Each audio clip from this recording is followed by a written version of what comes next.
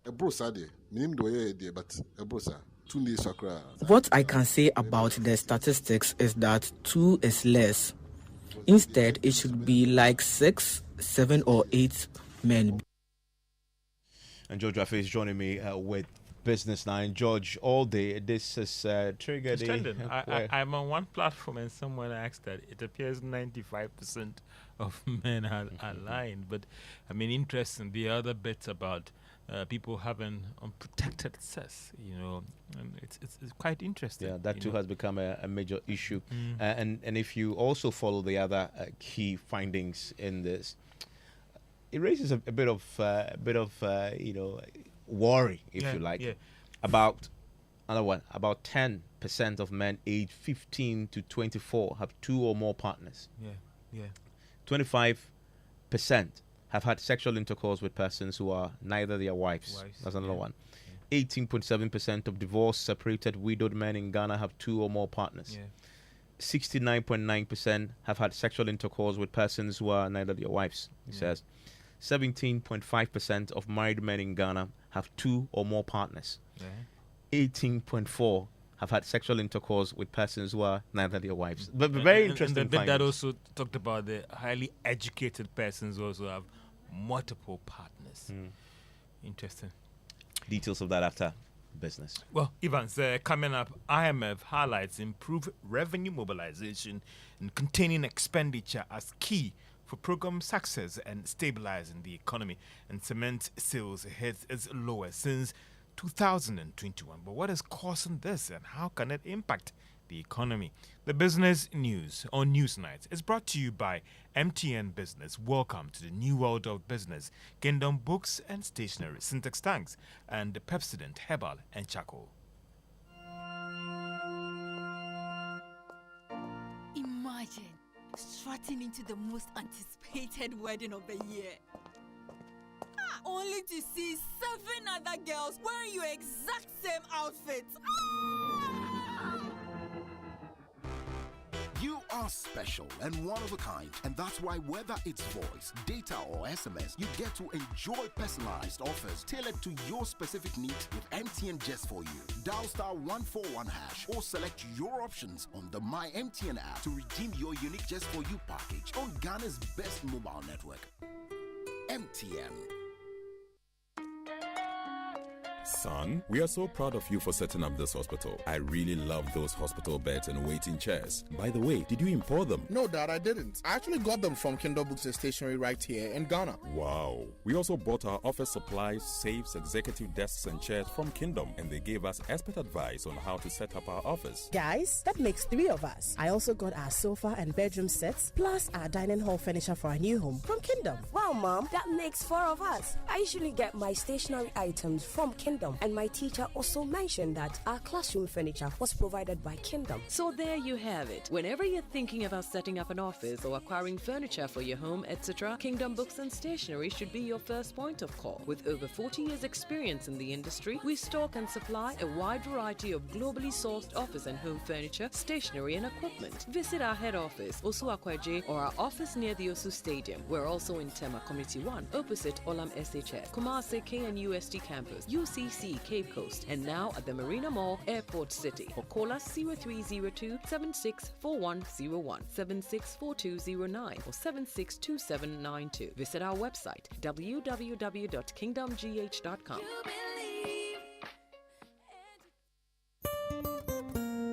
No matter your water needs, Syntex has it all. Syntex Tank was first to introduce double layer tank, and now you can have as many layers as you want. Syntex Tank was first to introduce white inner layer tanks in Ghana, and now introduces the customer specs order, which will let you order any color and size you want. Syntex Tanks gives you the biggest warranty of 7 years, which no other tank gives you. So whatever your water consumption, size of project, or demand, choose Syntex Tank. Syntex Tank, stress-free. Syntex Tank, reliable. Syntex Tank, maximum guarantee. Call 0244 335 168, Kumasi 0505 555 666, or visit syntexgh.com. Syntex Tank, a strong, a tough. It's a century of safeguarding dreams with Enterprise Insurance.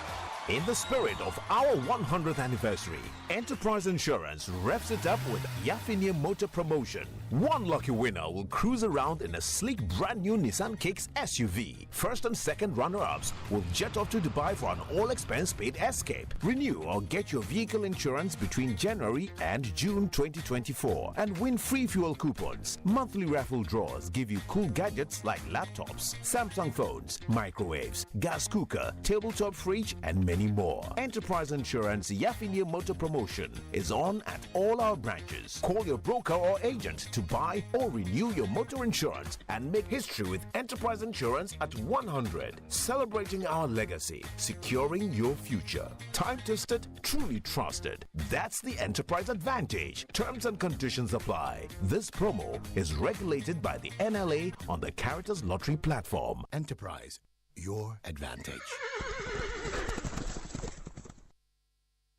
You're welcome back to Business on Newsnight. Now, take steps to improve revenue and contain expenditure, especially in an election year. Now, that's the warning coming from the IMF on what government must do to aid program success and enhance economic stability. There is more in this report. These concerns were captured in the IMF staff report that was sent to Earth Board as part of Ghana's program review this month. The fund and the report once again raised concerns about the country's low tax levels when it comes to the total value of the economy and what some economists will describe as the tax GDP ratio. The IMF is therefore making a case for government to do more when it comes to instituting measures that will help improve Ghana's revenue situation. The IMF argued that the success of this IMF program will largely depend on significant domestic mobilization and government's ability to control spending. But at a time that there has been a lot of pushback to government's efforts to increase taxes to improve revenue, can we say that Ghana's program with the IMF could be at risk? But what about the argument that maybe government must do more to control expenditure, especially in an election year? And that is the Business Desk report. The mobile money operators are warning that over 80,000 persons risk being pushed out of business if the telcos go ahead with plan to block all accounts that are not linked with the Ghana card. The telecoms are saying they will block any agent that have not linked their mobile SIM cards and account with the Ghana card. That is from tomorrow. The operators say giving them more time will help save a lot of businesses. Dela Bochi is president of the Mobile Money Agent Association of Ghana. Appeal to the authorities, that is the GRA, network providers, that is our principals, and then those who matters to hold on so that we will get back to the drawing table to know and understand some of the things very well. This is purely miscommunication because if they should go ahead and they block all the SIMs, about 60% of agents will be going out of business from tomorrow going. Because only some few people who, when the GRA started the deductions, rushed to the banks for that reconciliation. Only some few, those who go to the bank. But what about those who don't go to the bank? And they are more than those who go to the bank. So it means that those people will be going out of business from tomorrow going. Dela Bochi is president of the Mobile Money Agents Association of Ghana. Meanwhile, the telco said there will still be an opening for the agents to register from tomorrow. According to the Bank of Ghana, there are about 619 active mobile money agents in Ghana today. Now, cement sales in the country have hit its lowest since 2021.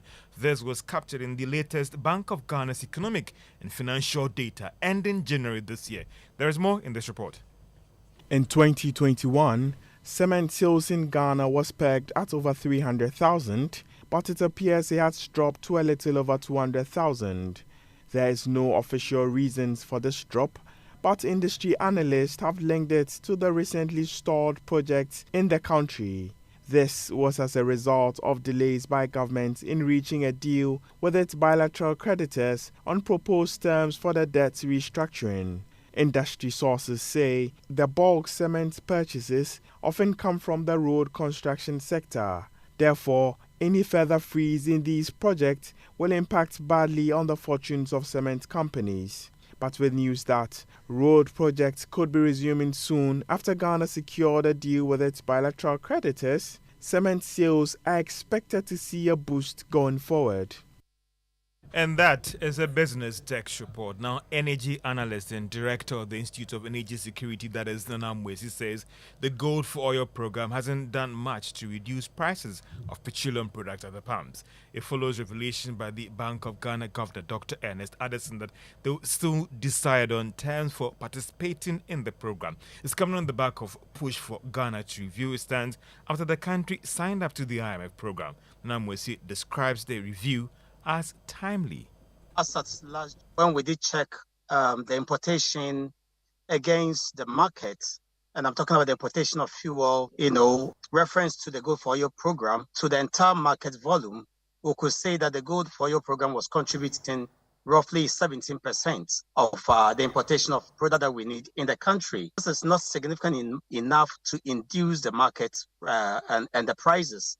And so we can't say the Go For Your program has achieved any purpose as to relative to fuel price on the Ghanaian markets. What we know is that over the past 8 months, prices of petroleum products on the international markets have been dropping. And so if you manage well your own forex, then of course, we will have some reprieve or some form of cushioning on the Ghanaian front. So we can't say the Go For Your program has done much to fuel prices in the country relative to the volume of importation. Director of the Institute of Energy Security, Nana Mwesi. Now, the Senior Vice President of MTN Group, Ebenezer Santichum, is making the case for the academia to push hard for industry on support of research papers and work. Mr. Chum argues that the academia may also have to look at how they can collaborate in the area of joint sponsorship. He was speaking at an industry-academia interaction on a way of collaboration at ISE in Accra today. Why don't we even come together, industry and academia, to put research proposal forward such that the one that may not be the core of industry, at least we back you to submit it. Because if you are going to say any of these research funding institutions and you have the backing of MTN, in terms of providing you the data, in terms of opening the market, in terms of opening the strategy, in terms of opening the operations, the business model, etc., not just in Ghana, but perhaps even across the continent, depending on the richness of data that you need and experience and exposure that you require. Every serious development funding agency will take the proposal with serious consideration.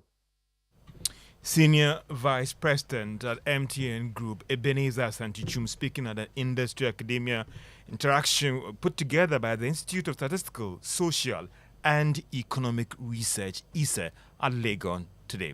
And that's all for Business on Newsnight. Back to you, Evans. And Joe, thank you very much. And to that story now, it's a story that's taking social media by storm. There's a lot of talk around this. And let's focus on that 2022 Ghana Demographic and Health Survey, which is generating a lot of talk tonight. Some findings from the survey reveal that 2 in every 10 married Ghanaian men have skipped the marital bed for some extramarital frolicking. Now, according to the survey, 17.5% of married men in Ghana have 2 or more partners who are not their wives, and 18.4% of the married men have had sexual intercourse with persons who are not their wives. Now, meanwhile, about 10% of men and aged 15 to 24 have 2 or more partners. 35.2% have had sexual intercourse with persons who are not their wives. Michael Papania-Shali is with me in the studio with more on this. Now, we understand the sample size captured Ghanaians between the ages of 15 and 49. Let's do a thematic breakdown of the findings. Let's start with the sexual status of men and women between the ages of 50 and 24. So, Evans, about 3 out of 10 females in this age bracket confirmed they have had sexual intercourse with men who are not their husbands. Now, about 14% of these young females said they did not use a condom in their last sexual intercourse. On the other side, about 25% of Ghanaian men in this same age bracket keep more than 2 sexual partners, and 3 out of 10 did not wear a condom during their last sex. Now, there's also an interesting bit about educated men and the urge to have multiple sexual partners. Tell us more.